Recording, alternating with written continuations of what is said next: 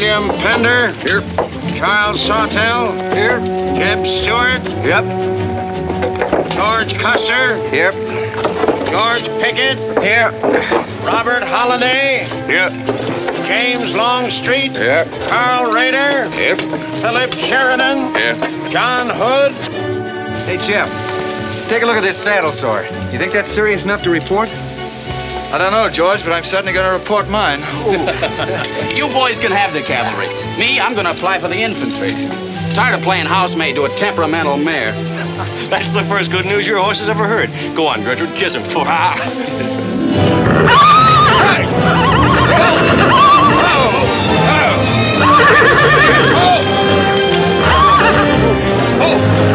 Stand still, you devil. Steady, boy.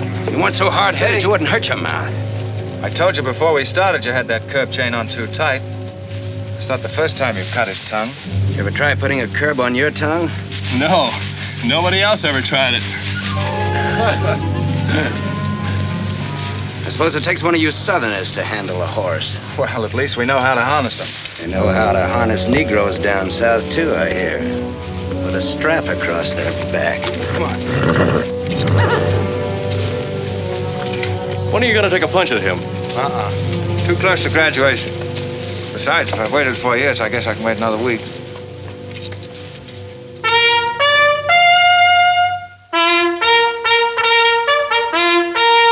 A breaking up of the American Union, as it now exists, is the basis of my plan. And that destruction must be made upon the issue of Negro slavery and on no other. The Union must then be reorganized on the great principle of emancipation. This object is vast in its compass, terrifying in its prospects, but sublime and beautiful in its issue. A life devoted to it would be nobly spent or sacrificed.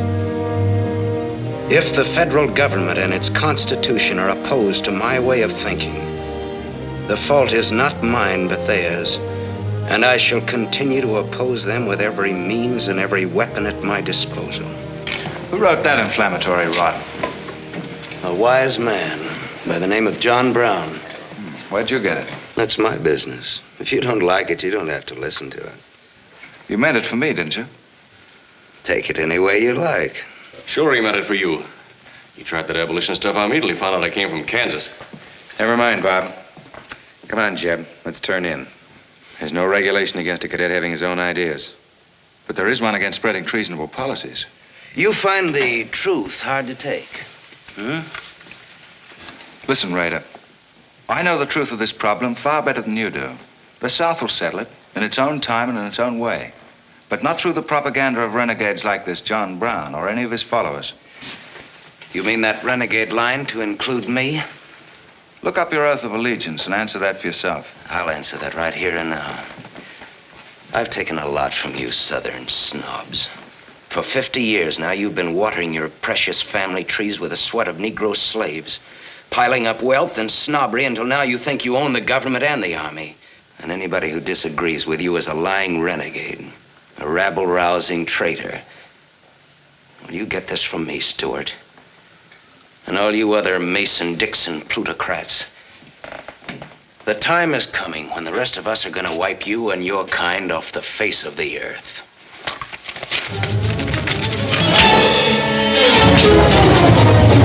Jim, don't be a fool! No, let them fight it out!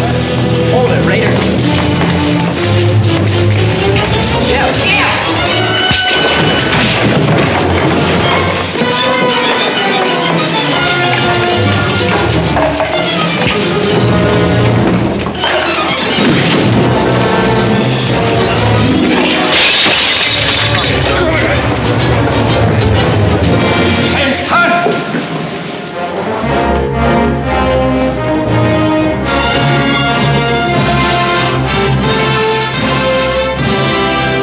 For some time, I've been aware that a disturbing force has been active among the regiment of cadets.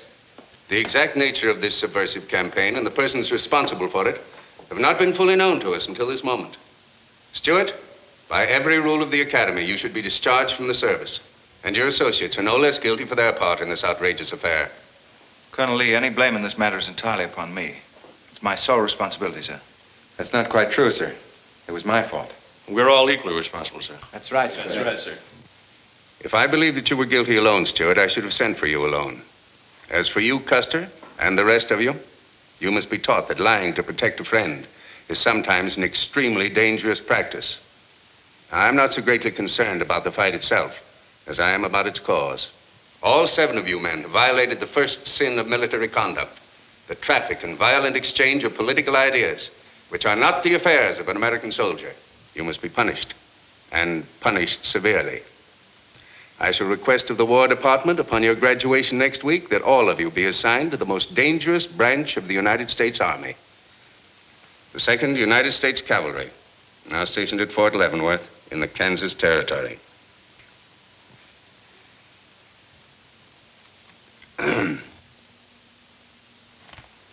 That's all, gentlemen.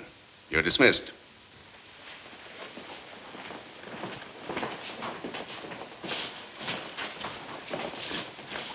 Now send for Cadet Raider. How can you beat that? Fort Leavenworth, suicide stations, Kansas, and the Santa Fe Trail. What a piece of luck. That's it, and the cavalry, active duty, promotion. Why, we'll all be generals while the rest of these fellas are still shades. Oh, that's desolate country, Jeff. Nothing grows in Kansas but trouble. What are you talking about? I grew up out there, didn't I? I suppose he's not. Oh! Yeah, wait till I get you boys out there. Man alive, that's my stamping grounds. Well, hey! Cheers for Kansas! Come on! These pamphlets were found in your quarters. Dozens of them. Together with a letter written by a member of the Abolitionist Party, instructing you to distribute them among those cadets who appeared to be sympathetic to their cause. How long has this undercover activity of yours been going on? Long enough. Very clever idea of your fellow conspirators to plant an agent in our midst. Your dishonorable discharge will be drawn up at once, and you'll be given until sundown to remove yourself and your personal belongings from the limits of West Point. Good.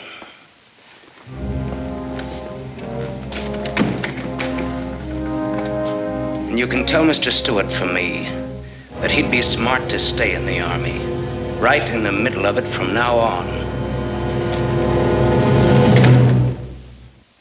Cadet William Kuehl, Ohio.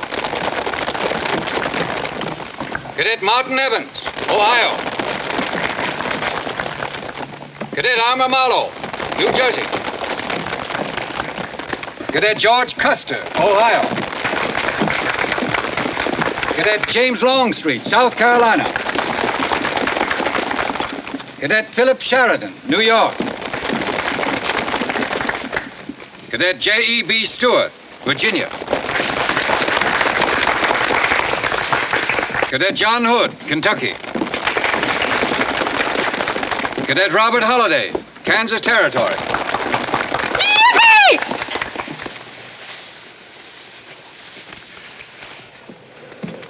Cadet Jason Wood, Virginia. Cadet George Pickett, Virginia. My sister Kit. Thought 2 years in Boston would make a lady out of you. Kentucky. So did I. It just popped out. Cadet William Keel, Ohio. Cadet Robert Davis, New Jersey.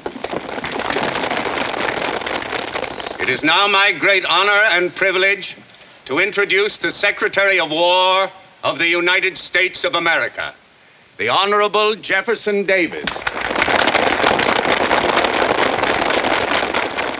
Officers and gentlemen of the class of 1854, their welcome guests and their very proud families, I'll not keep you separated very long, as I myself once sat in your place and endured an interminable address by a very tiresome general.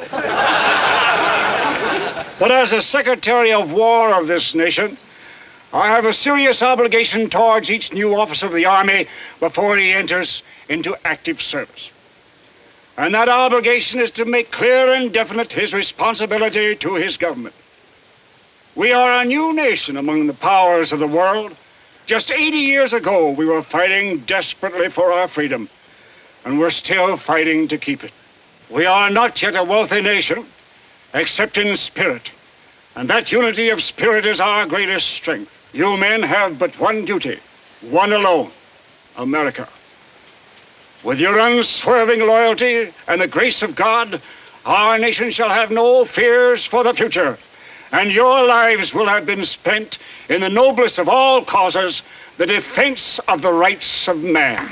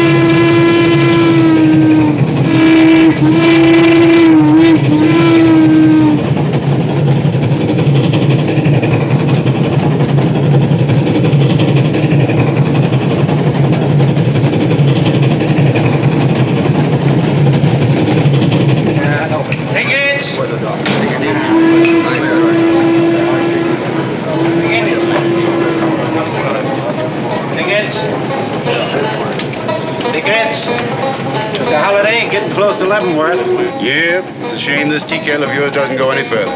What for? There ain't nothing to go to. There's half a nation out there, Cap. Someday I'll build a real railroad to open it up, clear to Santa Fe. For a man who made a fortune out of horses, you sure got a heap to learn. Hey, Cap, tell the boys to speed it up a little, will you? The last time I had to get out and help them chop wood for the engine. Well, the first time you rode with me, I had to change your diapers. Hey, Cap, where am I going? Looks like you're going to Hades. Just wanted to know. Bob's been telling us about that railroad to Santa Fe so long now, Mr. Holliday. Surprised to learn it hasn't even been built. Well, that's not our fault, Stuart. You can't build a railroad over blood-soaked ground like Kansas. Decent settlers won't use it. We're losing thousands of pioneers to the Oregon Trail. They circle right around us. We heard about the raid at Osawatomie last week. What is the true situation out here, sir? Well, Kansas is a territory and not a state. We're ready to join the Union, but the big question is whether we'll go in as a slave state or as a free state. On one side is most of Kansas pro-slavers, people who came from the South. On the other side are the abolitionists led by John Brown and his sons. Between those two elements, they've made Kansas a boiling pot of rebellion and massacres. That's why the Army sent you boys out here to Fort Leavenworth. See, suicide station. It's quite an honor. Excuse me, will you, sir? Surely. You know, the first time I saw you at the graduation, I thought of what Napoleon said when he first met Josephine. What was that? He said, I never knew this savage land they call America could breed such perfect beauty and mortal form. Thank you. That's a lovely line. Yes, isn't it? George has been using it for years, haven't you, George? I wish I could think of nice things like that to say. You wouldn't like what I'm thinking now. You were going to tell me something more about Kansas. Yes, what do you do on Saturday nights for fun here? Well, as I remember, half of Leavenworth takes a bath and the other half gets drunk. And since there are only 2 bathtubs in town, things get kind of exciting around midnight. Kid! By the way, how'd they ever come to name you Kit Carson Holliday? Well, Mr. Carson and my dad were very good friends, and they were so sure I was going to be a boy that they named me before I was born. Oh, I see. Well, I'm certainly glad they were wrong. Me too. Me too. Me too. Hey, conductor. Yeah? What are you going to do about that? About what? I'll tend to that. Hey, I thought I told you them Negroes had a ride in the last coach. Their tickets give them the right to ride wherever they please. Now, I don't want any trouble with you, mister. And you better leave us alone. Well, I don't know what this country's coming to. Tickets? Stop shaking, Hannah. There's nothing to worry about. We're only a half an hour from the border. If we don't hurry, they'll be across the border. All right, go ahead.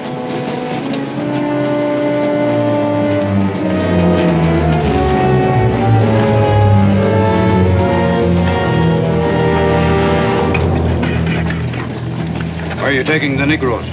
What business is that of yours? We're asking the questions. Are they free or bond? Here are the papers. You can see for yourself.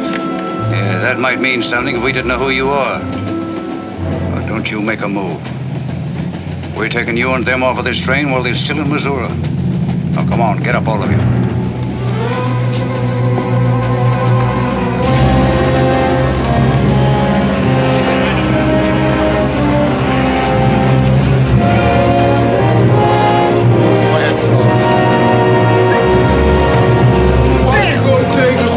Brown, what they gonna do with us? Stop it!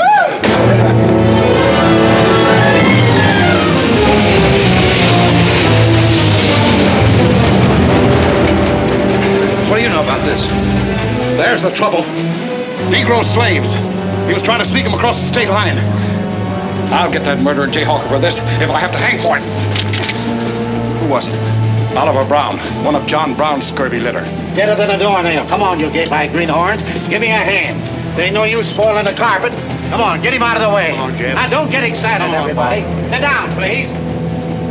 This is what they mean when they call it bloody Kansas. There'll never be any peace along the Santa Fe Trail while John Brown or any of his followers are alive.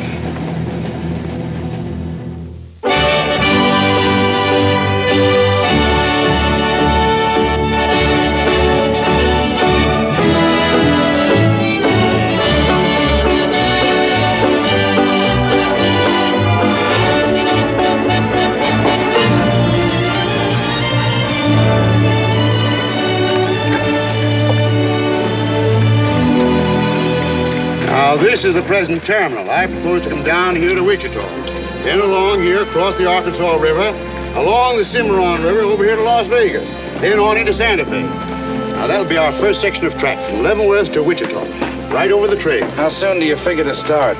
Well, the men back east say they're ready to put up the money as soon as we can prove that a railroad through Kansas is safe and will pay. Dad! Yes, kid? Where did you put the loading list? List? Gosh, I clean forgot to make one out. That's great. 98 tons of freight ready to roll and no orders for loading. How'd you run this business while I was away? That's why I sent you away, to show you what a skirt was. Look at your clothes. Look at the grease on your nose. What would your friends in Boston think of you now? Frankly, Dad, I don't much care. If you're going to keep your nose in a paper railway, I better keep mine in the family affairs. Tex! Wendy! Tex! Where are those ornery customers? What do they think they're getting paid for? Tex! Why didn't you tell me? Getting jealous, huh? Well, I didn't even see Lily when I said goodbye to her. Oh, now don't start lying to me, you double-crossing buzzard. I know you didn't buy that there looking glass to see your own ugly mug. I suppose you're figuring on wearing that female cinching belt. Wait till Lily sees what you brung her. She'll brain you if it ain't physical impossible. Why, you ignorant. Tex! Hey, you two! Where in the name... Will you come here? Hello, Miss Kip. Hello, nothing. Are you gentlemen of leisure by any chance interested in employment? We lost our watch. Yeah, we didn't have no idea of time. I ought to give you both your time and throw you out. Where in town have you been? Well, you see, we had to buy these knickknacks. Well, we sort of got a gal in Santa Fe, Lily, Hofstadter, and what do you mean we? I'm engaged to her. Well, who ain't? You setting up housekeeping in Santa Fe, or is this just gilding the lily? Oh, she wanted us to fetch her one of them fancy French looking glasses. Ain't it pretty? What's your answer to that, Tex? What are you laughing at, you long-eared jackasses? Go on, get to work, both of you. Go on, jump to it. You better hide that thing or start wearing it.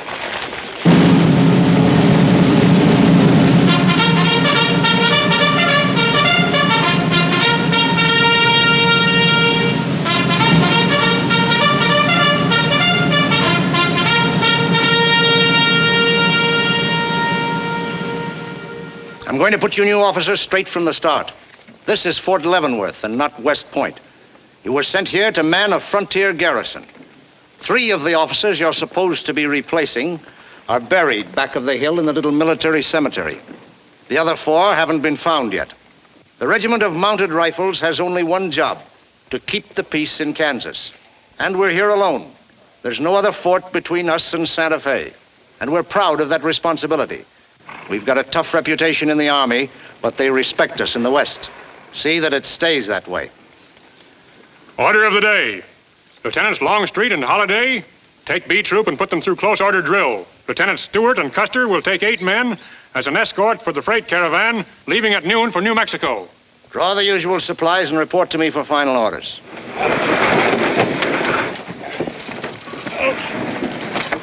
Say, will you keep all those cases of Bibles near the tailboard? They're only going a short haul. We sure will.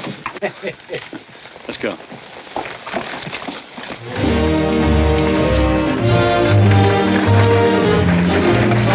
Convoy ready, sir. We're ready if you are. Good. I hope you have a nice, quiet trip. On any other kind, I'll lose money. Oh, we'll try and save you that. We'll see you in 6 weeks, sir. With luck. Just keep your eyes open, boys, and move fast. You'll like the scenery, but don't trust it. Right. Goodbye, sir. Goodbye, Stuart. Goodbye, Custer. All right, men, get ready to tie down those wagons and check everything. Corporal, detail 2 men to cover each wagon. Yes, sir. Bill, move all these barrels over there for the next load.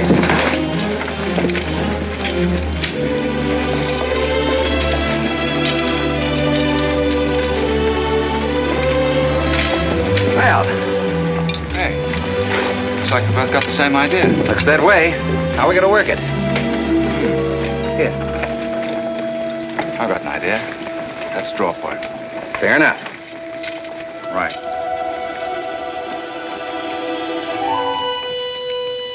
I got the long one. Hey, wait a minute. Where I come from, long man loses. Tough luck, old man. Here, hold my horse.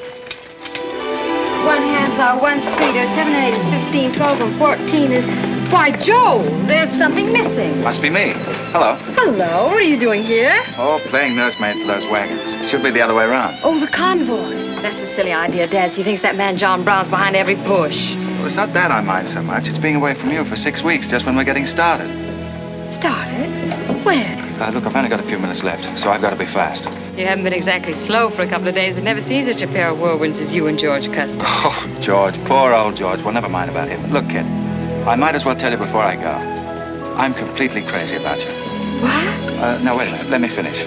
I needn't warn you about army life. The pay's bad. I'd never be home. You'd probably be a widow in 2 weeks. I see. Have you thought of any particular names for the children? No, be serious, will you? This might be the most precious moment in our lives. I hope not in these clothes. Haven't you got any heart at all? Yes, I have. And it's going to stay right where it is. I don't know a thing about you, Jeb Stewart. My brother thinks you're wonderful. But then he was dropped on his head when he was a baby. Well, at least you'll let me kiss you goodbye, won't you? Oh, well, it's quite an honor, but no thanks. I don't really deserve it. Well, hello. Say, this is quite a surprise. The corporal's looking for you. Says it's very urgent. I'll bet. Kit, we'll take this up later, right where we left off. Now, George, don't be long-winded. Listen, Kit, we're due to leave in a minute now. There's something I've got to tell you. I'm head over heels in love with you. George, you sound just like an echo. Oh, Kit, pardon the interruption, George, old man. Kit, there's something I forgot to ask you. Have I got any real competition? How do you think any girl would answer a question like that? Well, she'd tell me the truth. Then you'd both be crazy. Get going, you bullwhackers. Through desert heat and dust, your throats will soon be choking. Your head's about to bust. No water when you're thirsty. And all you get to eat is aromatic antelope and sun-baked buffalo meat. We may not even live to get our pay. But even if we don't get paid, there ain't no job we trade for hauling freight from state to state along the Santa Fe. Hauling freight from state to state along the Santa Fe. There's trouble riding with us all the way. Did you think over what I said, Kit? Every word. Take care of yourself, George. Don't worry about that. Goodbye, darling.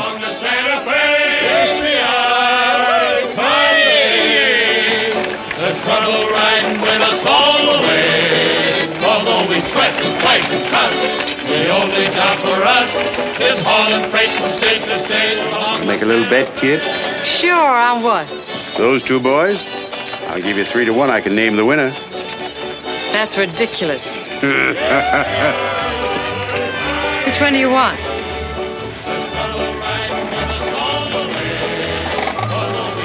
I'll take that bet. Good. The only job for us is hauling freight from state state to state along the Santa Fe.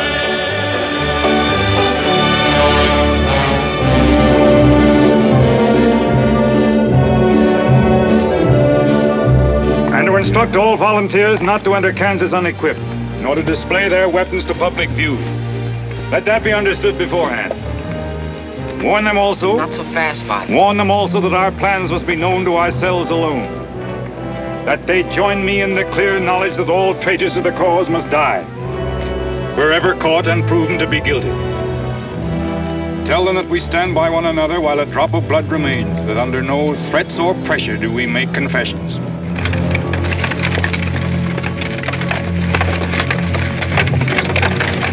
All right, that's our camp. I might as well tell you when you get this far, you don't turn back. You don't have to worry about us. We ain't the kind that quit. That's fine. Just see you keep it that way. Save all of us a lot of unpleasantness.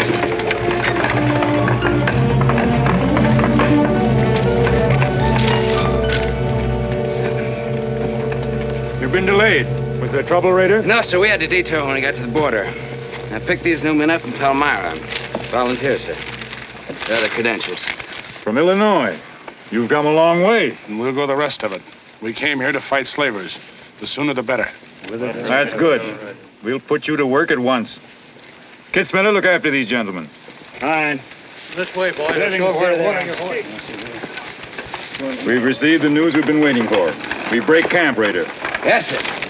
Let's start tearing down these tents now.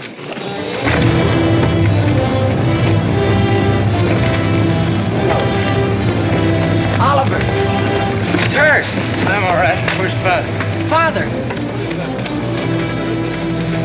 What has happened to you? Where are the Negroes you were told to bring? A couple of pro-slavers tried to grab us on the train. I shot one of them and jumped off. You left 4 helpless people alone to save yourself. I had to do it, Father. It was me or them. You cowardly fool. In future, obey my instructions. We leave at once.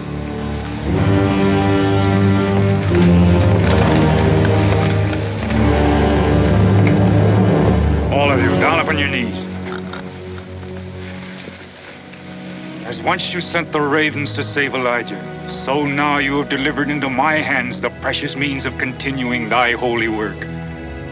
The Lord our God is a great God, a mighty and a terrible, who regardeth not persons nor taketh reward. The Lord is a man of war. Thy right hand shall become glorious through power. Thy right hand, O God, shall dash in pieces the enemy.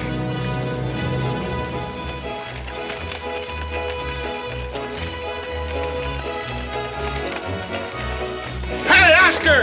When we cross the river, you watch out for that wagon that's got my looking glass. Hey, Tex, these horses are pretty tired. When are we going to make camp? Oh, as soon as we cross the river, and then we'll be out of danger from both sides. You know, Lieutenant, I'm sure glad we're leaving civilization. It's getting too dangerous for a peace-loving man. I run into some of them abolitionists once, but who's this feller John Brown that talks so much about? Oh, as far as I know, he's just a dirty old windbag. In fact, he's just your type. Either of you ever meet him? No, but 2 of them fellas he killed at Osawatomie were friends of mine. You mean Jim Doyle and Alan Wilkerson? Yeah, and that's the reason I'd sure like to meet up with this here Mr. John Brown. He's got no quarrel with people like you, Tex. You do much better to leave him alone. Well, you can count me in anyhow. Even if he ain't harmed no friends of mine, I sure hate to miss a good fight.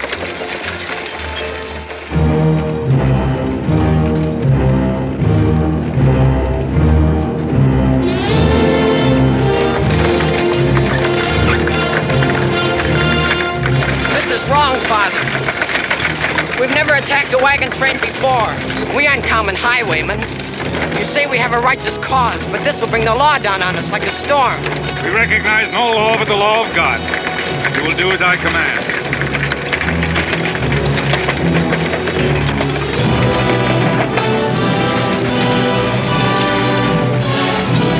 Take your men back, Raider. Wait for my signal.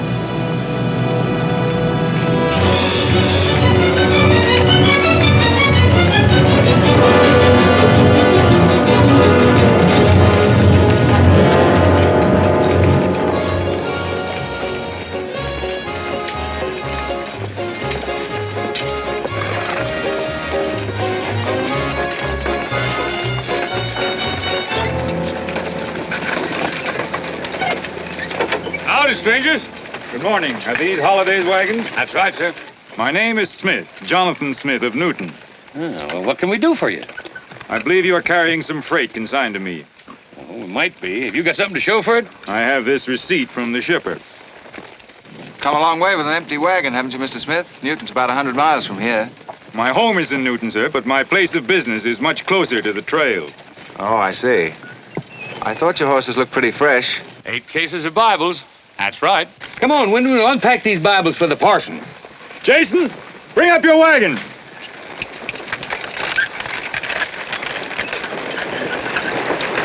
Get that pack down. I gotta get them Bibles unpacked for the parson. That's a funny thing. I've seen that fellow somewhere. It's the way it seems to me. Isn't the kind of a face you'd forget in a hurry. No. Wait a minute. I know. In some magazine, The Atlantic, I think. Well, then he's either from Boston or he's a missionary. No, it was something else.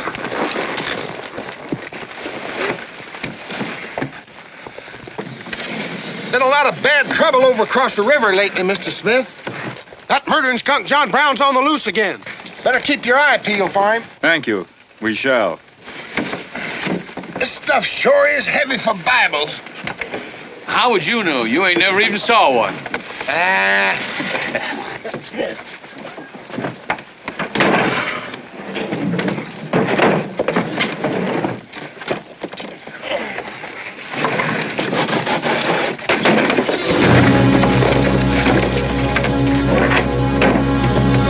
Just a minute. I'd like to see those Bibles. There you are. Put your hands up and keep them up.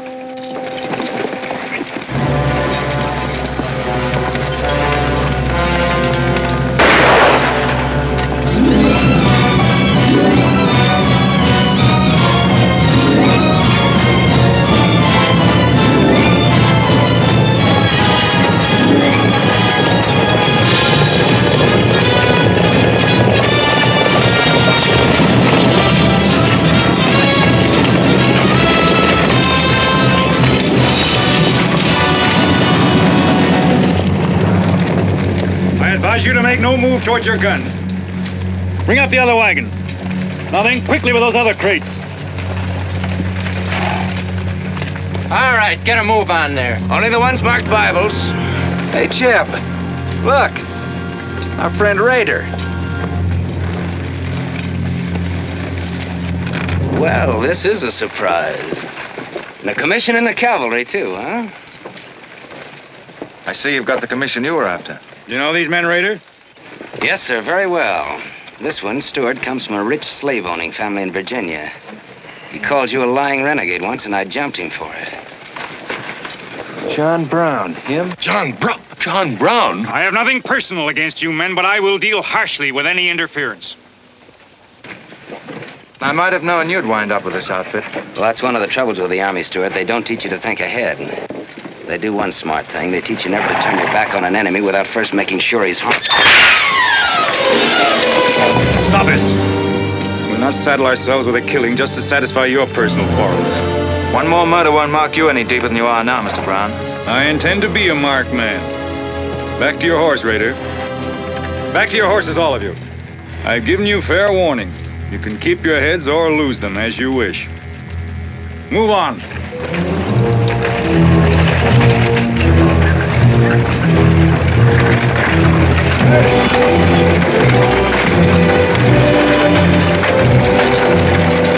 I saw what was in those cases, George. What? Contraband, rifles and ammunition. Gosh, then we've been delivering Bibles with triggers on them. Let's take a chance. Everybody, take cover and open fire. Dismount! Take cover!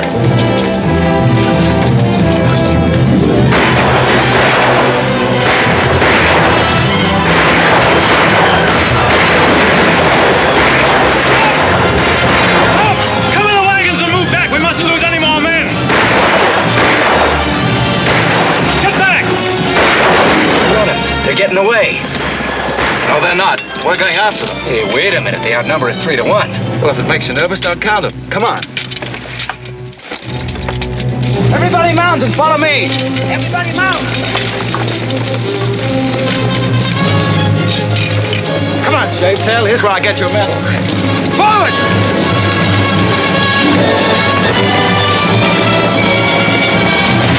Get those wagons out of here! Come on!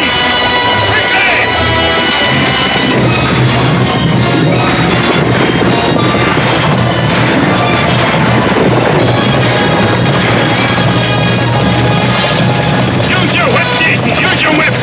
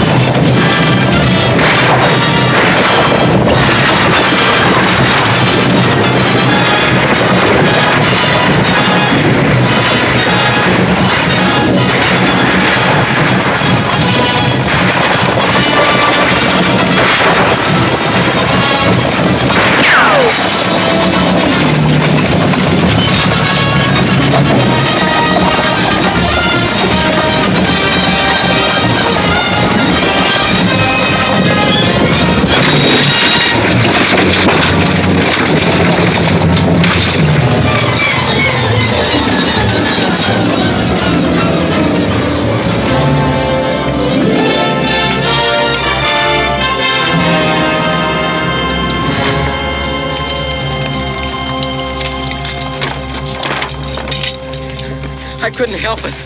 I didn't do anything. All right, son. Nobody's going to hurt you. Who are you? Jason Brown. Brown. You one of John Brown's sons? Yes, but I never did anything. He made me go along. I never killed anyone, I swear it. I'm getting out. I'm quitting. You've got to take me with you. All right. Bring a horse up, George. Bring up the horses. Have to carry him back. The boy's badly hurt. It's his father's madness really striking home now. Chev, there's a purpose behind that madness. One that can't easily be dismissed. George, you've seen the needle on a compass, haven't you? It's got a whole card to swing around in, but it always wobbles back to the north. What are you driving at? Just this. I've always known where your sympathies lay, but it never affected our friendship, and it never will. But it isn't our job to decide who's right and who's wrong about slavery. Any more than it is John Brown's. I guess you're right, Jim. I'm sorry. That's more doggone fun than I've had since we got hemmed up with them engines. Yeah, well, the next time we shoot at a common enemy, you let me do the shooting. Boy, my gullets as dry as a powder horn. Here. Get up! You busted Lily's looking glass. When she looks at herself in that, she'll think she's 100 years old. Or more. Of course we're aware that firearms are contraband in Kansas. Do you think we'd have accepted those boxes as freight if we'd known what they actually contained? Well, I'm just asking, that's all. Doesn't it seem strange to you that Dr. J. Boyce Russell, the most prominent religious leader in America, should be sending rifles marked as Bibles to John Brown? How can I control the marking of crates? We once received 3 tons of gunpowder marked birdseed. Well, then you'll have to examine every crate you haul. What? For all we know, this contraband may have been slipping through for months. Jason, listen, son. You've got nothing to be afraid of if you'll be honest with us. Now, I want you to answer my question truthfully. Did your father ever mention this shipment of rifles when he discussed his plans? Not to me. He never confided in me. Just Fred and Oliver. Fred and Oliver? My brothers. Where are their headquarters? I don't know where they went. They have a dozen places. I don't know. All right, kid. Don't worry about it.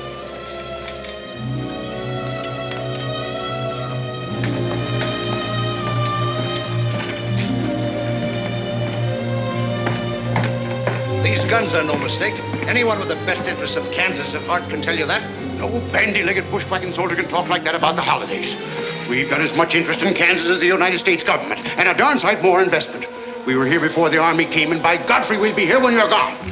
If you think you can... Sir. Well, Stuart, what did you find? Very little, sir. The boy's either too badly hurt or too frightened to talk. We leave immediately. Have them sound assembly. Yes, sir. What was that you called me? A gall-darn bandy-legged bushwhacker. Now go on. He says he talks with God at night. But God doesn't tell people to kill one another, does he, miss? He's a good man in a lot of ways. But he's changed since Osawatomie. Those people he killed. They got down on their knees and begged him for their lives. But he struck them with a sword. Him and Rader and Kitzmiller. I was there. I saw it done. I tried to stop them, but they pushed me aside. Yes, that's how it was. We're starting at once. I'll take the first troop west to Tecumseh. Stuart, you and Custer will take the first platoon of B Troop and search thoroughly from Clinton to Dutch Henry's Crossing. Is that clear? Yes, sir. These are your orders. Find John Brown and bring him back here, alive if possible. His force is well armed now and strong in numbers. We also suspect that new volunteers are drifting in from the east to join him.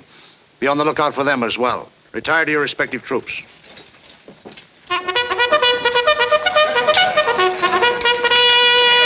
What's that? They've caught some more of us. No one's been caught, Jason. Not even you. You've committed no crime to be afraid of. I'm sick of being afraid. I'm sick of hiding like a hunted thing. I want to walk free like other people. You will, Jason. You're safe now. No, I'm not. Not as long as he keeps killing and thinking that he's right. He can't be right, can he, miss? I don't know. His reasons may be right, Jason. They may even be great and good reasons. But what your father is doing is wrong. Terribly wrong. And he'll keep on repeating that wrong as long as he lives.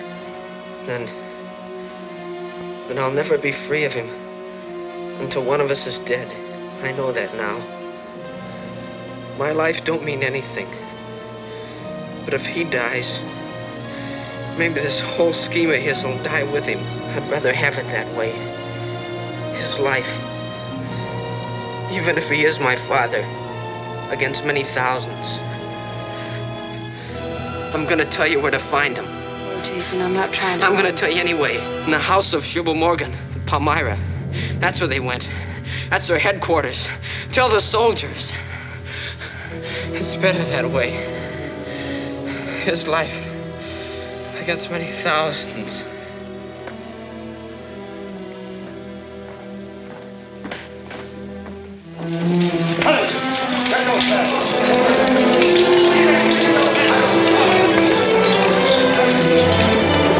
Jeb. Hello, darling. How is he? It's very serious. I left the doctor with him. Poor little devil. Jeb, he told me everything. The whole nightmare of his 15 years, even the place where his father is now. He said he wanted me to tell the soldiers. Where? Palmyra, at the house of a man named Shubal Morgan. Shubal Morgan, Palmyra. I wonder if that's the truth. Jeb, I'm frightened. That boy is crippled for life. And that man on the train, he died for a principle. And a man killed him for a principle. One of them is wrong, but which one? Who knows the answer to that, kid? Everybody in America's trying to decide it. Yes, by words in the East and by guns in the West. But one day the words will turn into guns. Oh, Jeb, can't it be stopped now? Can't the slaves be freed before it's too late? It will be stopped when we hang John Brown. Then the South can settle our own problem without loss of pride at being forced into it by a bunch of fanatics. Jeb, what has pride got to do with human lives? Kid, the two things kind of come together down south. Can't pry them apart, not even with guns. I hope that's going to be the same way with us.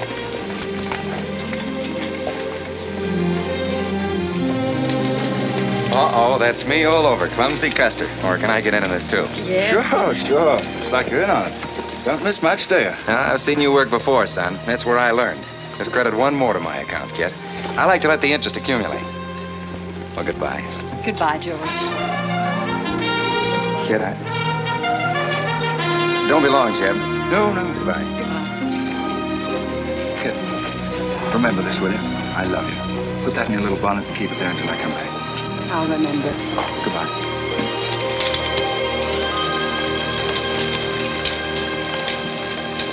Hi, Lieutenant. Hello, boys. Hello, Lieutenant Jeb. Say, I want you to keep an eye on Kid for me while we're gone, will you?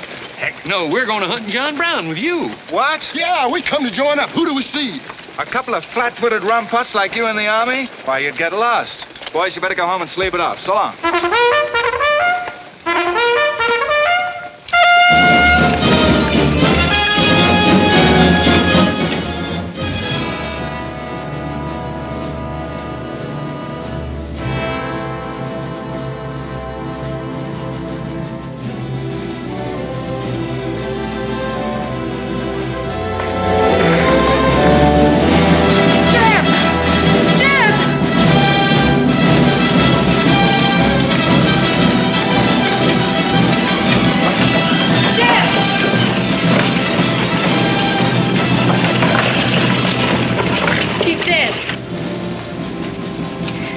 If you find John Brown, tell him.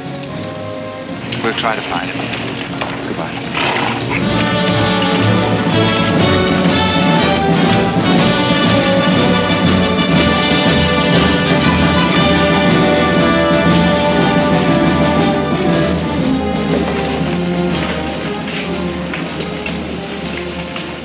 Kid, once when you were about this high, Tex Windy brought home a wolf cub with a broken back. You nursed it for weeks, but it finally died with its head in your lap. You cried for days, but it was just a wolf cub. It would probably have grown up to be a killer like its father.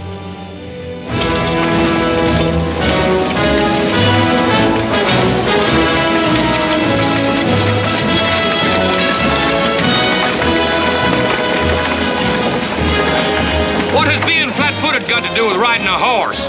Calling me a rumput's what hurt me. I ain't had a drink since noon.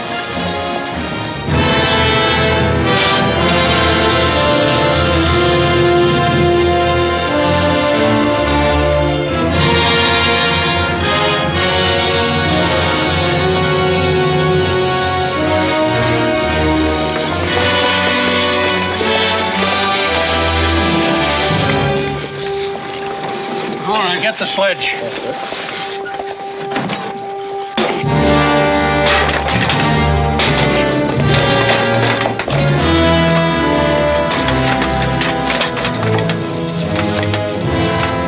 Sure is expensive salt pork, Mr. Morgan. Not the way we get them. Look them over and stack them in the barn. Yes, sir. This looks like the best shipment we've had yet. Wonder what Rader's worked up about. Him and the old man been arguing for an hour. Looks like another job for us if Rader thought of it. West Point education's a wonderful thing. Yeah, if you can collect on it. Yeah. I signed up because you promised to pay me. Trained this rabble gang of yours to a solid, fast-moving unit of fighters. Taught them how to use these new rifles, how to follow orders, and take a town in army fashion. But I haven't received a red cent in 3 months. Now, what about it? Mr. Rader, I enlisted you on the recommendation of friends in the East who said you would work for the cause. You've done your job well. I have no complaint up to now. But our plans are ahead of any personal greed. If you feel otherwise, you are free to get out. But you must decide here and now. I want only loyal men around me.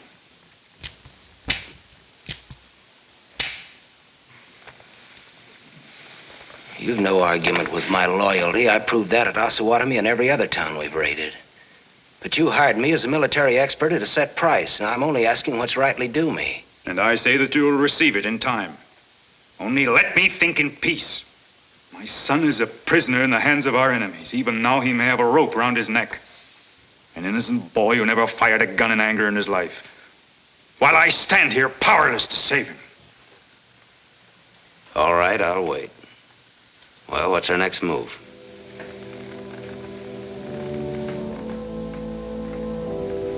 The Bible has said an eye for an eye and a tooth for a tooth. Tomorrow at daybreak, we will destroy Delaware Crossing.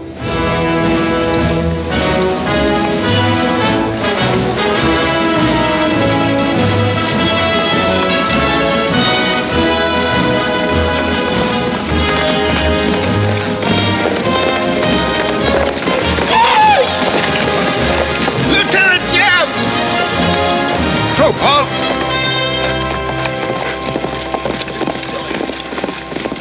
Well, what the...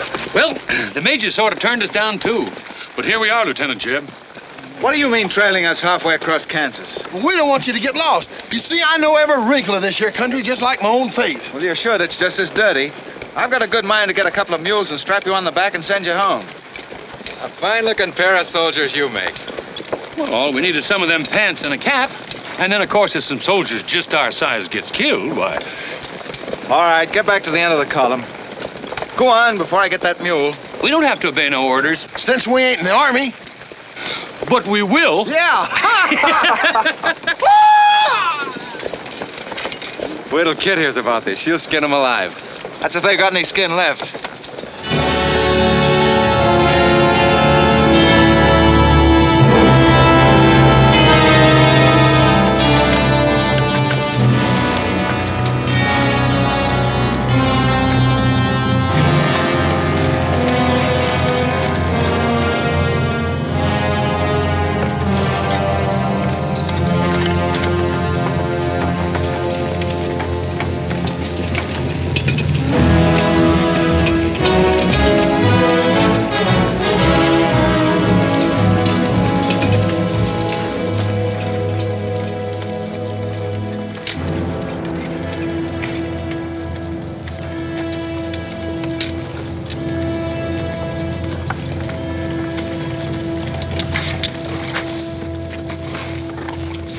Who did this?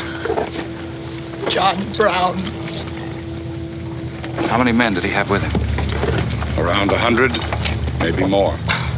How long since he left? 3, 4 hours. We lost count of time. Well, you're the man that had the run-in with one of the Browns on the train. Is this in revenge for that? Yes. We're free staters here. Brown always knew we'd get him someday, if he didn't get us first. Well, I'll leave you some men to help you bury your dead. They'll see you back to Leavenworth. We don't want any help. This is our fight. We don't want you or nobody else to finish it. I'm going to take care of John Brown myself. Get on your way, soldier. We got work to do. I know how you men must feel about this. But my orders are to break up all armed forces. Yours, John Brown's, or anyone else's. I'm sorry, but if you organize under arms, I won't be able to draw a line between you. That suits us, if it's got to be.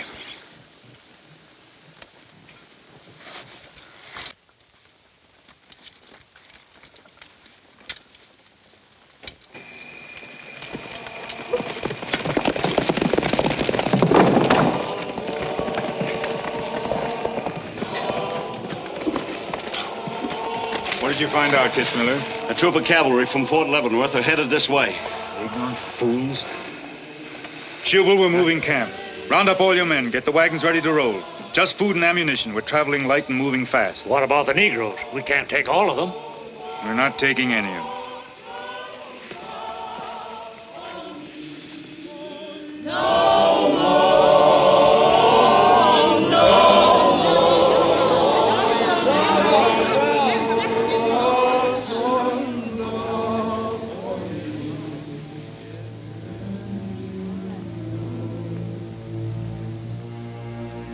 My children, the hour of deliverance I promised you has come. I am leaving Kansas now to continue God's holy work. For Gideon took 10 men of his servants and did as God had said unto him. And it was so that he did it by night. And when the men of the wicked city arose early in the morning, behold, the altar of Baal was cast down. Please, Captain Brown, what did that mean? What you gonna do with us? Means that you are freed, the first of many millions to whom I shall give freedom from slavery. Does just saying so make us free? How we gonna live? Get food and shelter? There are many good people in Kansas who will give you work and protection. From now on, you must fend for yourselves, as other free men do. My work here is done. Praise God. Glory, bless God, we's free. The captain done kept his word, we's free. We's free, we's free.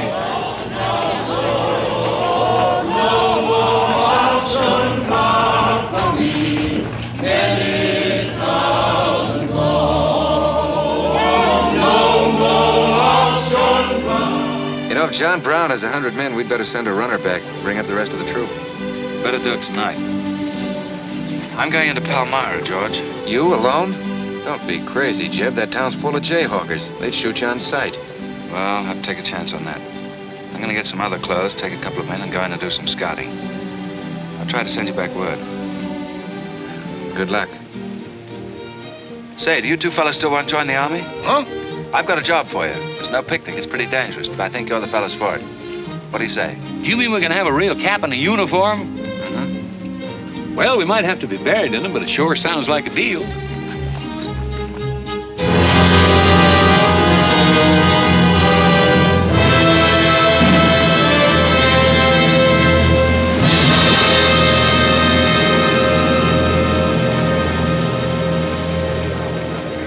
The law's got nothing to do with it. We came here to join John Brown because he's a leader and a fighter. The whole thing's going to be settled right here in Kansas. We came here to fight slavers, didn't we? The only way to fight them is with guns. They sure give you a good looking over in this here man's town. Yeah, I feel just like I was taking a bath in a bathtub without no sides on it. The only kind of a tub you ever was in. Say, who could I talk to in this kind of a town without arousing suspicion? The town barber. That's right.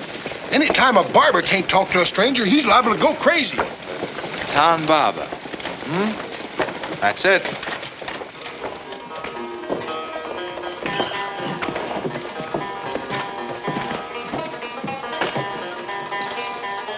Howdy, boys. Howdy.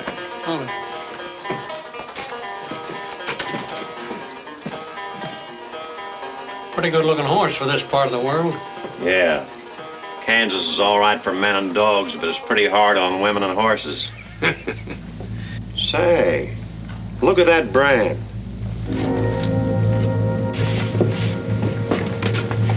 That's an army horse.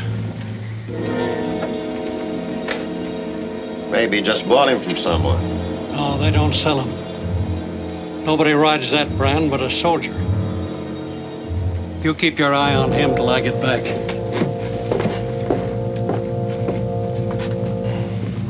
You still got that creepy feeling about this place? I don't know whether it's that or these here chiggers, but something's creeping over me. Why don't you scratch and see if it goes away?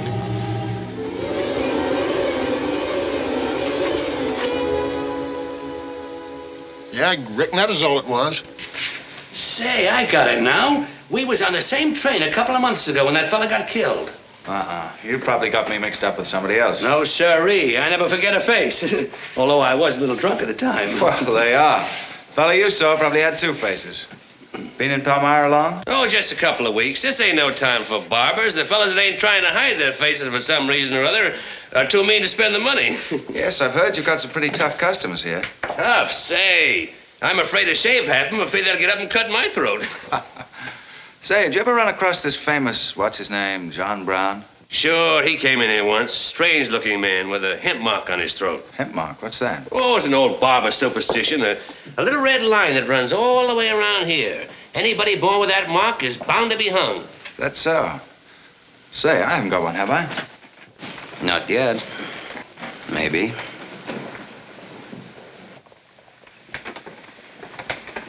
Well, well. Keep your hand away. Get it.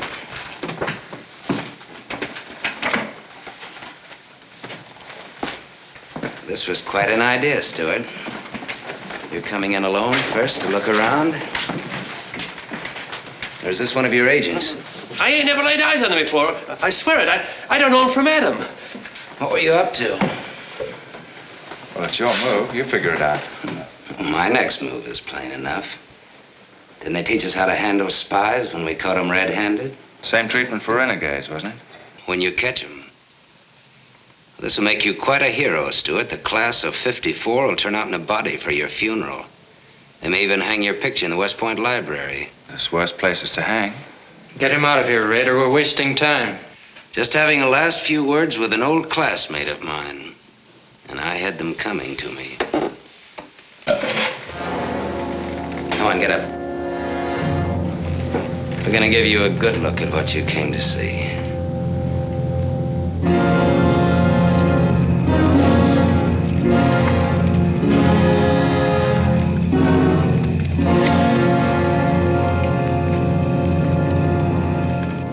afford to take chances, sir. He was sent here as a spy. It's my advice to get rid of him. Let's string him up. And right away. What are you waiting for? What did you hope to achieve by coming alone to Palmyra? The Army has orders from Washington to bring you to trial. I hope that if I came face to face with you first, a lot of unnecessary bloodshed might be avoided for your men and mine. Were you innocent enough to think that I would surrender myself to you without a fight? I hope that you might consider yourself innocent enough to do that. Half of the people in America believe in your theory. A lot of them even condone your methods. That'll guarantee you a public trial. Fool. I'm not on trial, but the nation itself. Are you too stupid and blinded by a uniform to see what I see? A dark and evil curse laying all over this land. That's right. A carnal sin against God. Can only be wiped out in blood. But why in blood? The people of Virginia have considered a resolution to abolish slavery for a long time. They sense that it's a moral wrong. And the rest of the South will follow Virginia's example. All they ask is time. Time. Time? For 30 years, I've waited for the South to cleanse its soul of this crime. Since childhood, I have been possessed of the fire of correcting this wrong. I tried peaceful agitation. As God is my witness, I tried. Peaceful means failed long ago. Now I shall force a decision by bringing both sides into armed conflict. Letters, words, talk. The time has ended for that. Strength and action I wanted now. Not a voice crying in the wilderness, but a David armed with the power and the glory. David had a son, hadn't he? A son? Yes, Absalom, who deserted his father and went over to the enemy.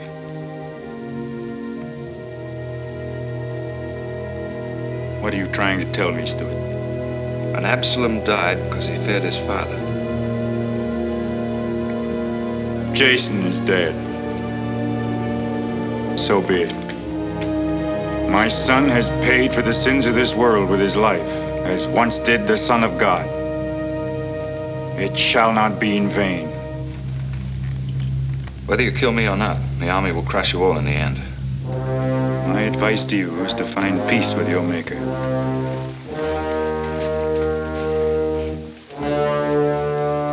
Now the big one. Sit down.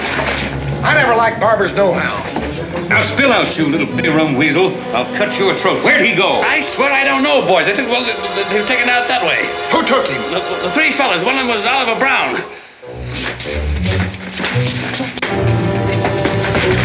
Do you see this razor? Well, I'm keeping it, and if you move to hair when we get back, I'm going to strap it on your liver and barbecue your carcass. Now, you stay where you are.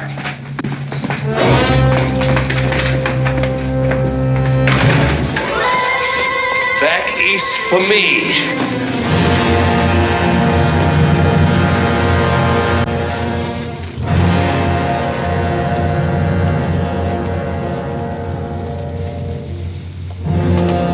I called you all together as witnesses to hear my words. An enemy to the cause has entered our midst, stealthily and by night, with the purpose of planning our destruction. But the hand that has never failed us has come once again to our protection. It is not with malice or revenge that we take this man's life, but in just retribution, as befits all enemies of mankind, all enemies of God. Ready, sir.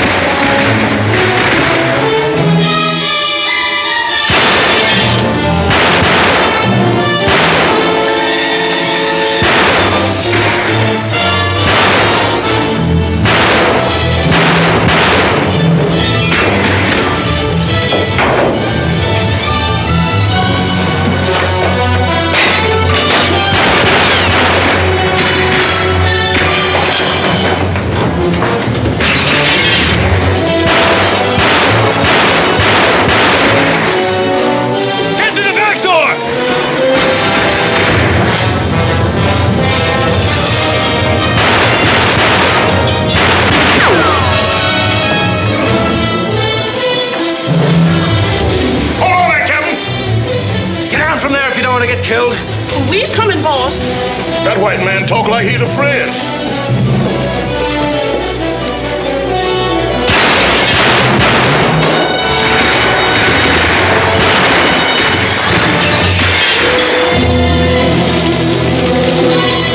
Oh, mercy, boss. Look here. Get the bag, quick.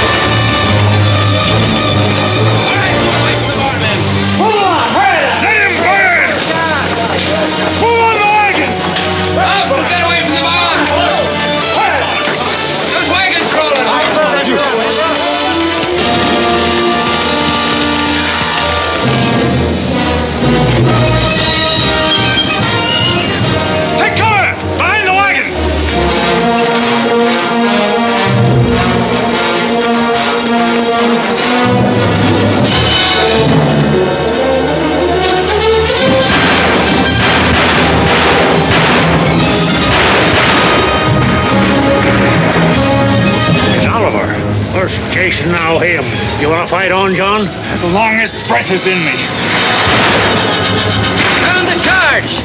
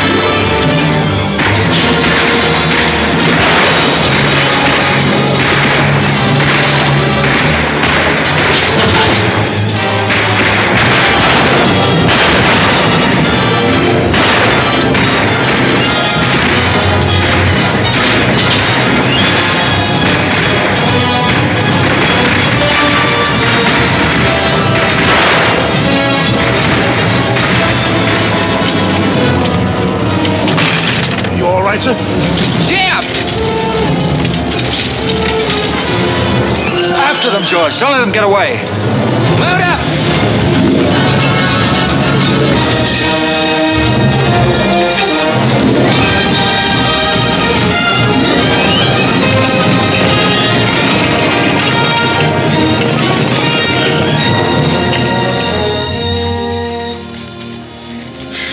Ouch, that's too tight, Mammy. Don't tell me how to do this, boy. I've been wrapping white folks all my life. When they was babies, I wrapped one end, and when they growed up and took on too much corn liquor, then I wrapped t'other end. Ah, so what made you leave home? Well, old John Brown said he's going to give us freedom. But shuckins, if this here Kansas is freedom, then I ain't got no use for it. No, sir. Me neither. I just want to get back home to Texas and set till kingdom comes.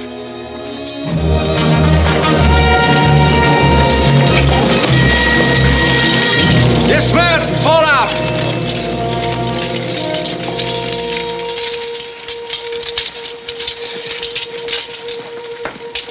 Well, we had a nice ride. Both ways. Lost him, huh? He and a few others got away in the hills. I think I hit one, Jeb. You ought to heard him holler. Heard him holler, you jughead? That was me. You shot my hat off. Well, it won't matter much.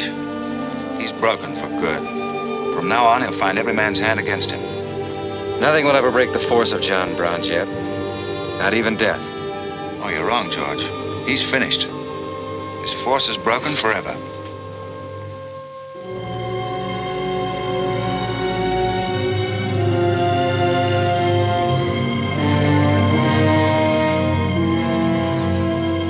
Why hast thou afflicted thy servant, O Lord? Wherefore do I not find favor with thee? Why hast thou laid the weight of all this people upon me?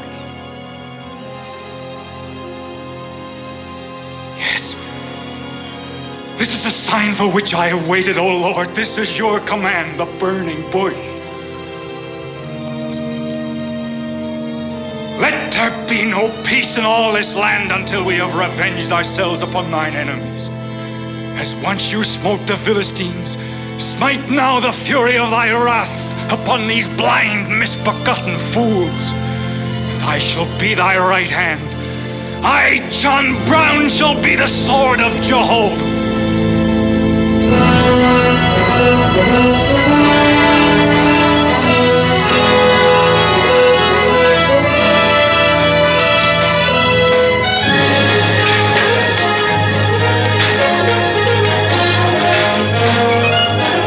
Take a good look, gentlemen.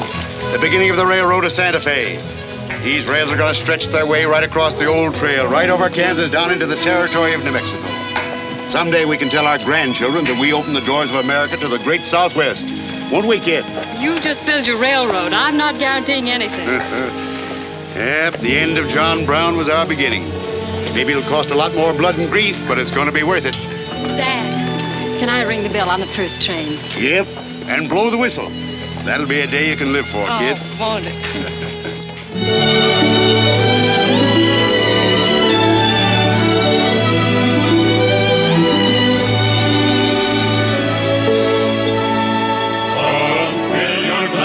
Fellows, and stand up in a row to singing sentimentally.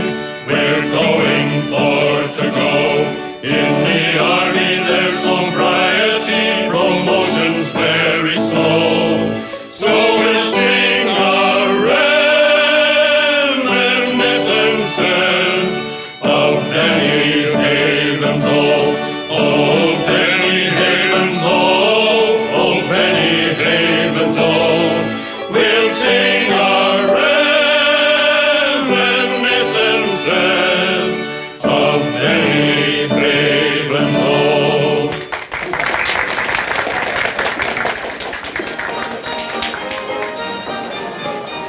Congratulations, boys. Thanks, sir. That was excellent. I didn't recognize the song. Where does it come from? It's an old army song, a farewell. These young men have all been promoted and are ordered back to Washington. That's splendid. You lucky devils, I had to wait 10 years for my captaincy, and I also followed tradition by proposing to my wife the same night. Wouldn't you like some refreshment? Yes, I would. Splendid idea.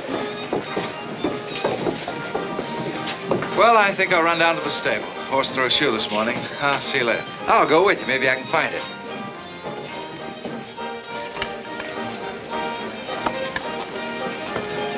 What did you have to go and lie for, telling the Major we's the best barbecuers along the Santa Fe Trail? I just mentioned it sort of casual. How'd I know he's gonna take us up on it?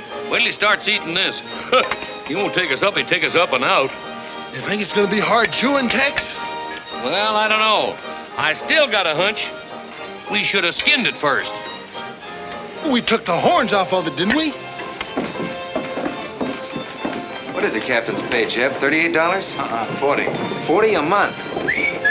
Say, that's enough to get... Go on, get what? Well, you know, this and that. What are you planning to do with your extra pay? Exactly the same thing as you are, son. Want to draw straws? Not this time. This means too much. Well, how are we going to handle it then? Take turns? I don't trust you southern boys in the moonlight. All right. Let's ask her together. Hey! Wait a minute. What is this, you loon? Come on, don't argue. Just come along and listen. There you are. George has got something to ask you, kid. You have the floor, George. Well, I don't know just how to start, Kit. But there's an old Indian woman who hangs around the fort and tells people's fortunes. She's supposed to be a wonder at it, and... well... Yes, George? Well, she said I'm going to get married soon to a very beautiful girl. Did she, George? That's very nice. Pretty slick opening remark. Kit, were you ever by any chance a blonde? Why, no. Not even as a baby. Are you sure? This old woman's never been wrong before. Absolutely sure. Well, maybe she's still right. There's a whole lot of beautiful blondes in the world, George. Let's ask her. Let's. Wait a minute. Kit, are you in love with him and not with me? I guess I am, George. You gonna marry him? Oh, wait a minute. I can handle this proposal from now, son. Kid, you really mean that? You haven't asked me anything yet. I wonder if I said the wrong thing. Couldn't have been more perfect. Now, where's that Indian?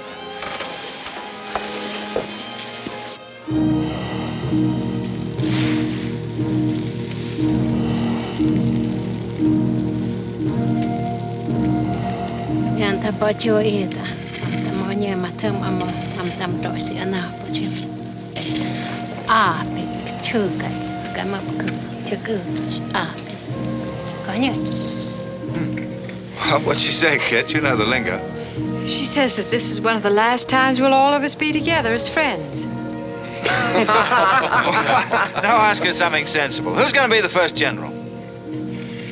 Winesh Tamwanigansit. My God, American matambo, bossy urju.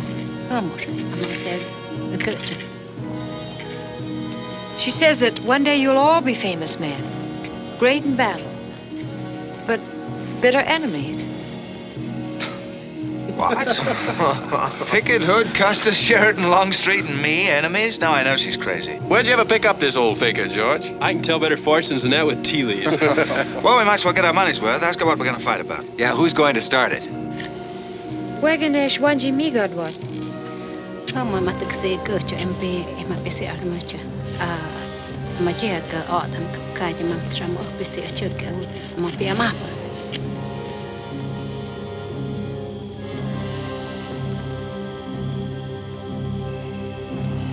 What's this? Too ridiculous to tell? She says the fight has already started. Somewhere in the east, a man is lighting a torch. Now, at this very moment, the two of us will help to kill him. But none of us can stop him.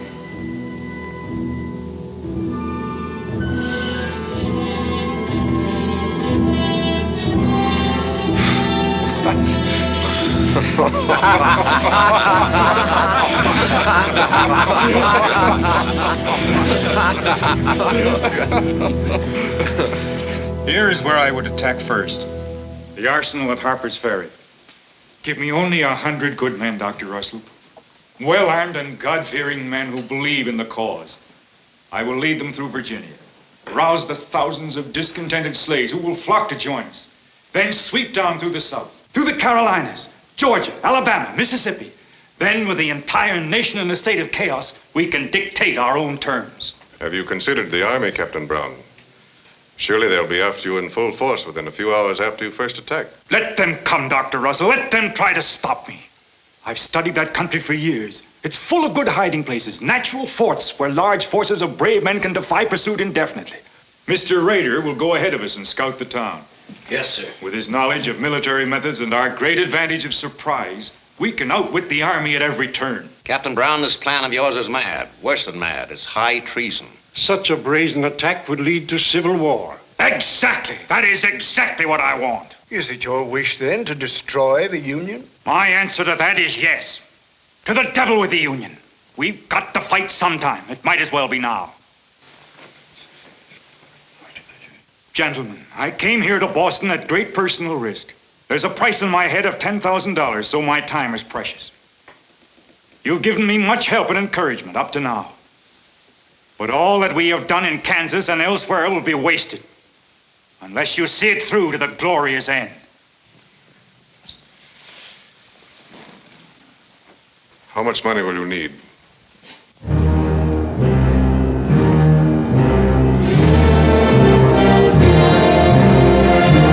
We now possess the guns, ammunition, pikes, a complete store of supplies.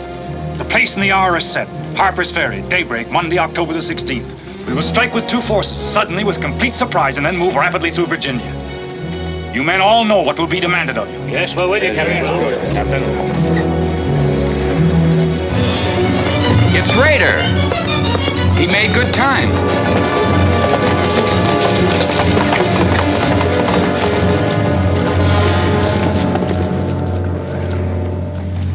Well, what did you find? Speak up. Is anything wrong at Harper's Ferry? Well, the town itself won't be any trouble. There's a bridge of the Baltimore and Ohio Railroad to be blocked, and we got to cut that telegraph line to Washington. What about the government arsenal? It's guarded by only 2 men. Here, I made this rough map of the place. Good. Excellent. This is precisely what I wanted.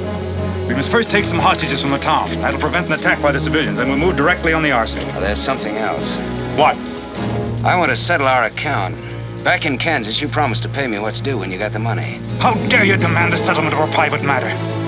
With the nation's hour of deliverance not 3 days off. Well, that's putting the cart before the horse, isn't it? I've done a job for you nobody else could do. So I was right at Palmyra. The cause itself means nothing to I'm you. only holding you to your word. Are you indeed? Have you forgotten so quickly my methods with disloyalty? I haven't forgotten anything. But you've got the money to pay me and you can't afford not to. Then add this to your memory. I haven't waited 30 years to bargain with a rogue at the final hour.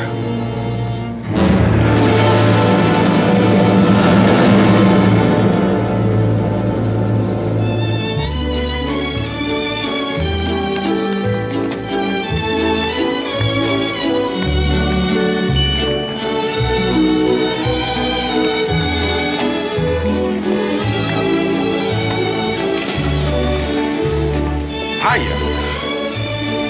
This is the kind of army life I like. Did you ever see me waltz?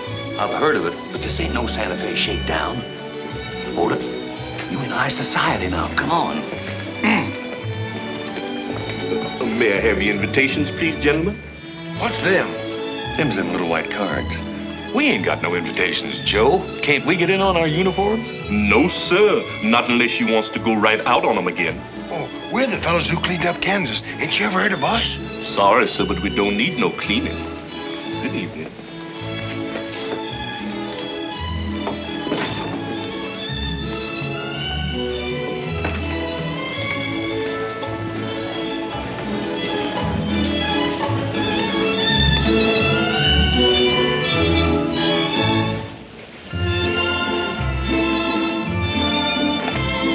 Hello, handsome. Oh, hi, Chip. My, you're a dream tonight. How's the party? I don't know. She hasn't come out yet. Who are you waiting for? Oh, a friend of mine promised me a surprise tonight. A night I'd remember the rest of my life. Yeah? You don't know any girl here but Kit, you know. I'm not talking. Maybe you don't rate quite as high as you think you do, Captain Stewart. Hello, Kit. You look wonderful. Thank you. Say, George was just telling me you promised him the biggest night of his life. Where do I come in? You don't.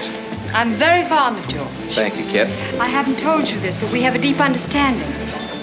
Wait a minute, Kit. Are you serious? What is this? I'm going to take care of George for the rest of his life. Kit! That is, if he's the man I think he is. Oh, Kit, I have my faults, but I can be as faithful and loyal as any man that ever lived. We'll soon see. Now wait here, both of you. Tough luck, son. I guess we can't all have charm and good looks, too.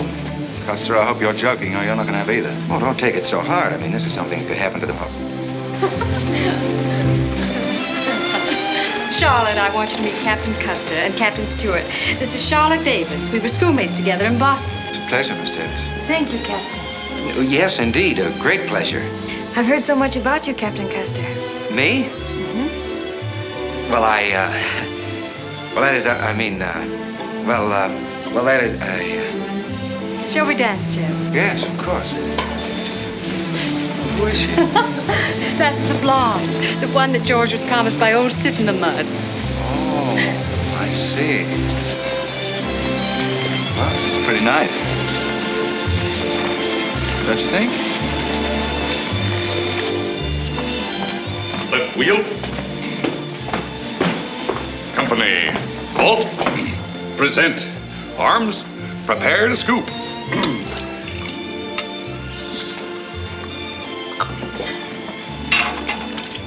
Yes, sir? Yes, sir. About face. Company forward. March. Eyes right. Right wheel. Well, there I was, right out in the middle of Kansas, facing 500 crazy fanatics, heavily armed. And me with only 15 soldiers. Good heavens, Captain, how terrifying. What did you do? I sized up the situation at a glance, dismounted, and walked straight toward him. Not alone. My dear young lady, there comes a time in every soldier's life when he must stand or fall alone. And if you knew the Army, you'd understand that he who hesitates is lost. Oh, how simply wonderful, Captain. Oh, it was nothing, really.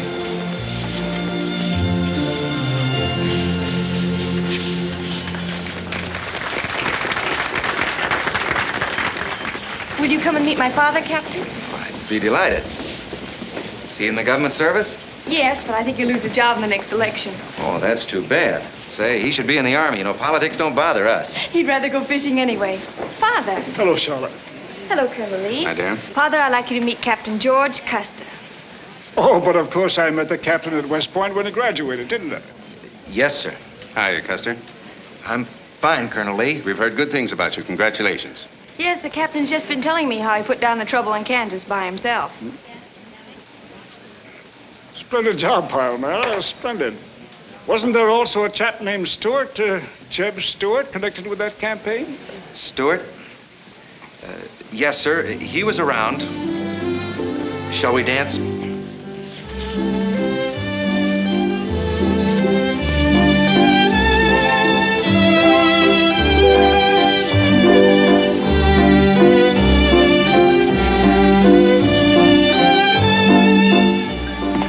Left turn. About face.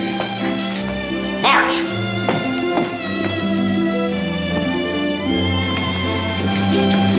Jim, go away. You've danced with your sister once already. I don't want her. I want you. Come on. Here, you can't leave me stranded alone in the middle of a ballroom. Quiet, spread. Phil, take over this detail, will you? Oh, man. Are you drunk? Well, if I'm not, I ought to be. I've just seen enough to knock anybody down. What are you talking about? An old friend of yours is outside, and he asked me to bring you to him.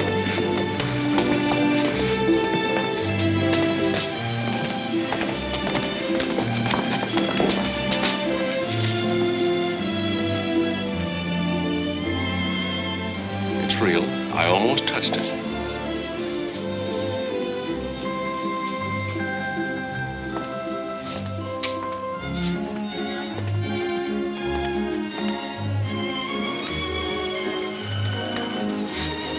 What are you doing here? I came to find you. I know what you think of me, Stewart, that I'm no good. Well, maybe you're right. But maybe I've got something to tell you that'll change your opinion. You'll have a hard time doing that. Suppose I told you that I left John Brown 3 hours ago with a well-armed force of men, not very many miles from where we're standing. I'd say you were out of your mind. All set to strike at Harper's Ferry on the Maryland-Virginia line sometime tonight. With reinforcements of over 1,200 men expected before daybreak from Pennsylvania. Brown plans to arouse the slaves. First in Virginia and then throughout the South in open rebellion. The telegraph wires will be cut and he'll block the railroad. And then at daybreak, they rush the arsenal. Take thousands of weapons with the idea of arming the Negroes. Well, that's the situation, gentlemen, move for move. I don't know, you may be able to get there ahead of them, but if you do, you've got to move fast. Tonight. It's fantastic. Our Secret Service has reported John Brown to be out of the country. Well, I ought to know where he is. I've been with him every day and every mile since we left Kansas. Then why have you informed on him? Don't forget, Colonel, I was in the service once.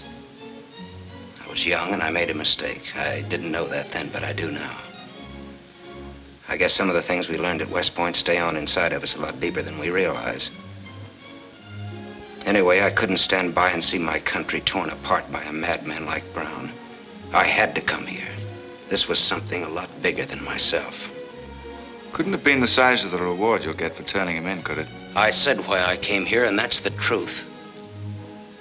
But I am entitled to any reward. I'm even willing to go back there and rejoin him tonight, just in case he gets suspicious or changes his plans. Now, what more proof do you want than that? I believe him because it's too dangerous not to. How soon can you start, Colonel? We'll be ready to leave in an hour. The officers are all here. Call them at once and proceed with all speed to Harper's Ferry.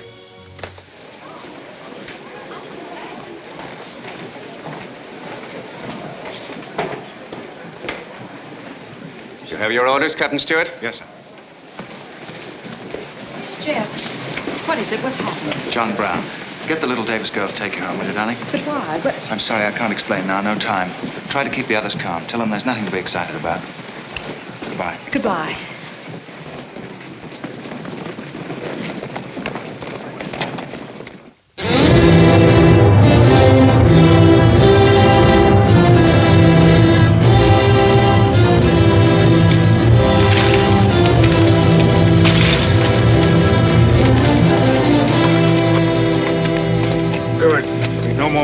that score? You say no train is due until well after daybreak? No, sir, not until 8 o'clock. I rode within 10 miles of Washington to make sure. What kept you so long? I had to take a side road both ways. Schubel, Townsley, get your men, block the railroad bridge. We meet below the arsenal at daybreak. Kitzmiller, go to the town with 20 men and get the hostages. You know the ones? Yes, sir. Rest of you men, follow me.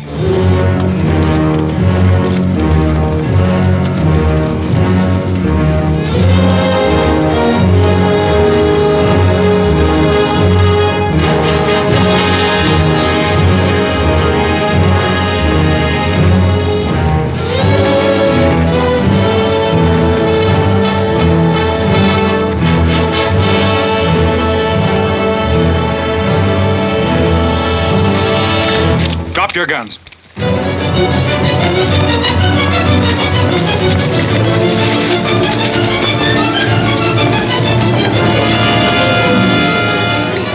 Captain, we got enough guns here to arm 1,000 men. Plenty of powder and bullets. Stack those guns and ammunition near the door, ready to haul. Hurry up, boys. Get them out there. The men from Pennsylvania will be here within the hour. This isn't an arsenal, it's a fortress. We could stand off the whole army here. What about the prisoners, Captain? What is the meaning of this outrage? Why have you broken into our homes and dragged us here? Who are you? I am John Brown of Kansas. John Brown. You are prisoners of the provisional government of the United States. If the citizens of Harper's Ferry attempt any interference, I shall use you as I see fit. Otherwise, you will be peacefully released when we depart. We must adhere to our schedule to the precise minute. We will leave here at 10 o'clock. And by nightfall, we should be 35 miles into Virginia. What about the men from Pennsylvania, sir? If they're late in arriving, we cannot wait. Wouldn't that be taking a long chance? No word of us can leak out until tomorrow, maybe even 2 or 3 days, and then we'd be 1,500 men. I don't see that there's any reason to hurry. That sounds sensible. I disagree. I'm anxious to get out of here, and time is our most valuable weapon. You're in command, sir. But that's been the fatal mistake to many an expedition. My advice is to wait.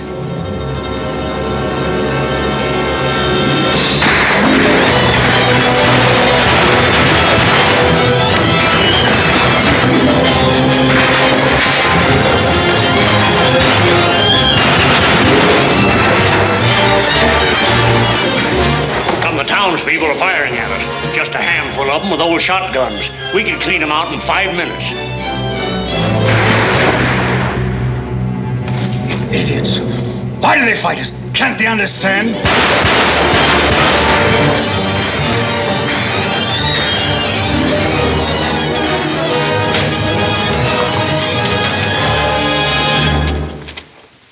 What is your name? Brewer. If you value your life and those of your fellow townsmen, you will do as I say. Yes.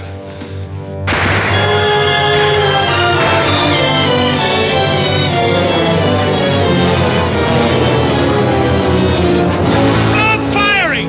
You are endangering the lives of your friends. John Brown promises that if we leave the arsenal in his hands, he will harm none of us. No! Run downstairs! We'll cover you! Quick!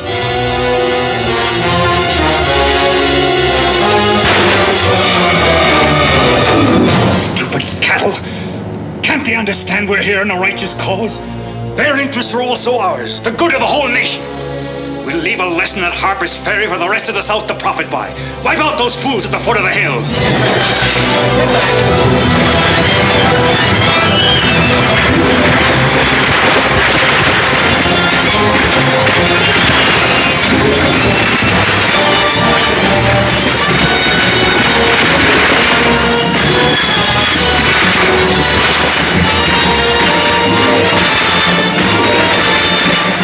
He's firing! We're moving into the hills. Take all the weapons and ammunition you can carry with speed. It's well past noon. We can wait no longer for the Pennsylvanians.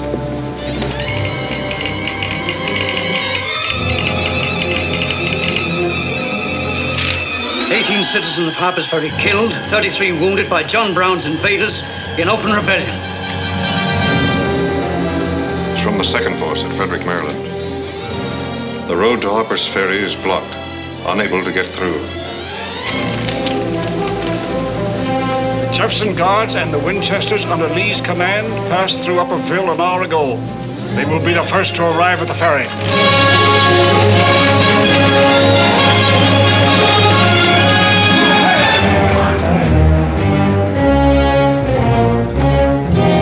What are you watching, Raider? The North Road, sir. North Road is over there. This is the Washington Turnpike. Well, I thought our men might circle the town as That was not their orders. Help with the wagons.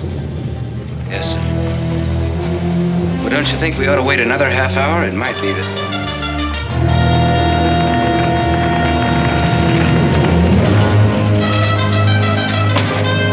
Every man inside! Bolt the doors! And the loophole!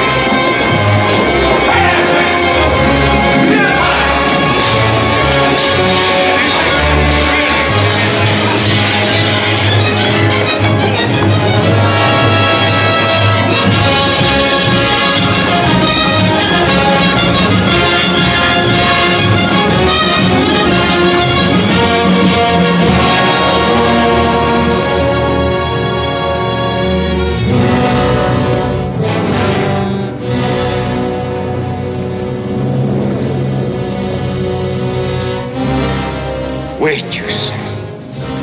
There's no cause to hurry. Wait. Yes, sure I did. I thought we had time. Stewart, Yes, sir? I want you to take this under a white flag to John Brown. Right, sir.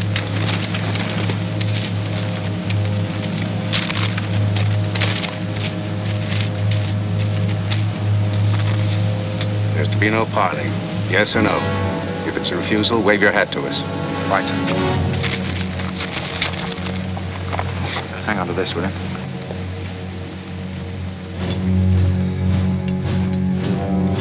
Captain Brown, they're coming up the road with a flag of truce.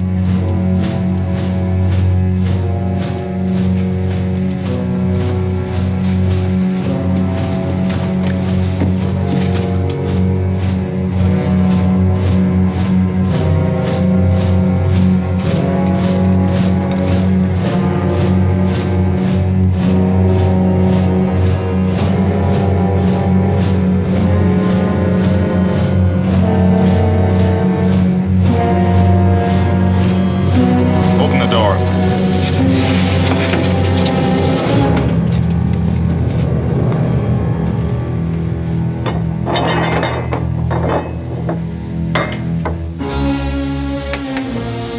You're John Brown of Kansas.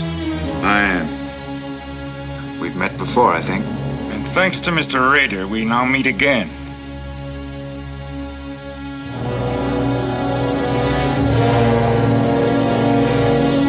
This is Colonel Lee's formal demand for your surrender. Once more, sir, you overrate your strength in supposing that I can be taken against my will. That's your final answer? It is. We prefer to die here.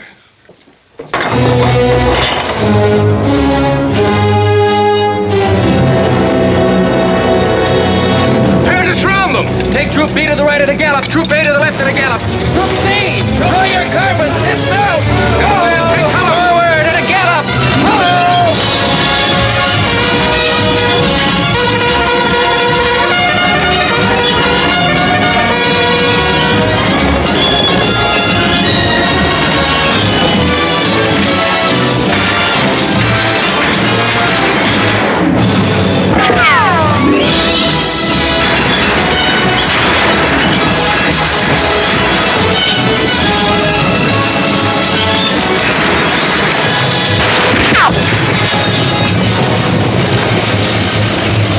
Bring the right flank into position.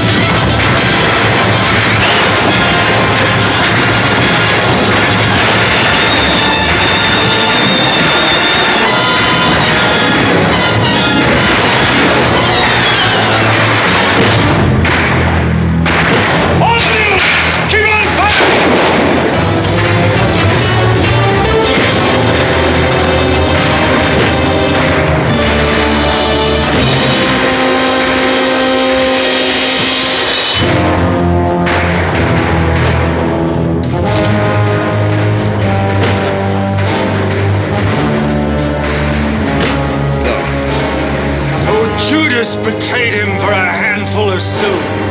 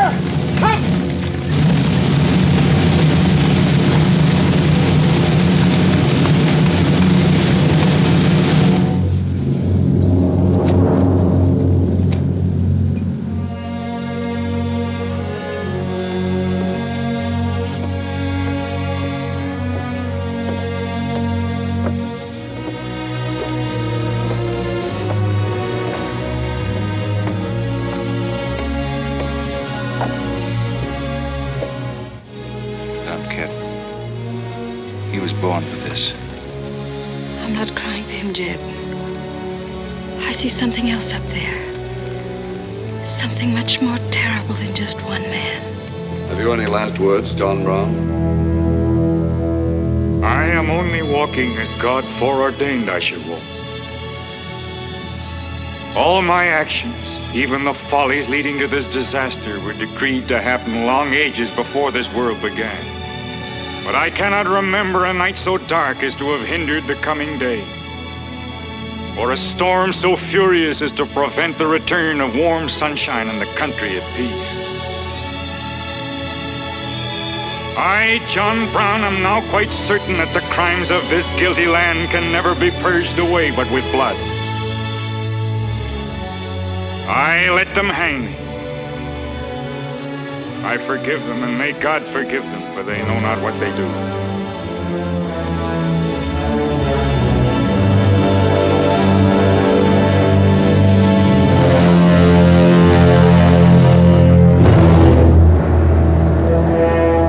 So perish all such enemies of the Union, all such foes of the human race.